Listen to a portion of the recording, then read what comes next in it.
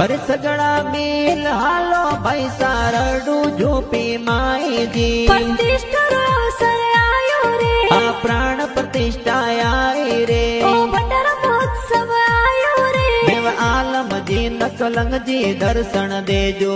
हर कोटला पाट तो प्यारो मोते लागे रे बट प्राण प्रतिष्ठा में हालो रे भंडारा महोत्सव में हालो रे बटरडू झुपी गाँव हालो रे देव आलम जी नकलंग जी दर्शन देजो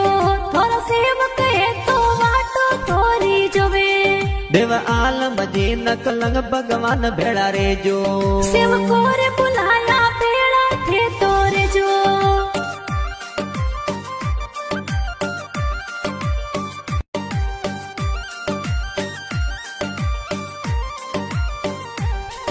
अरे सगड़ा मेल हालो भाई सारडू झोपी माई जी प्रतिष्ठा रो अवसर आयो रे आ प्राण प्रतिष्ठा आई रे ओ भंडारा महोत्सव आयो रे देव आलम जी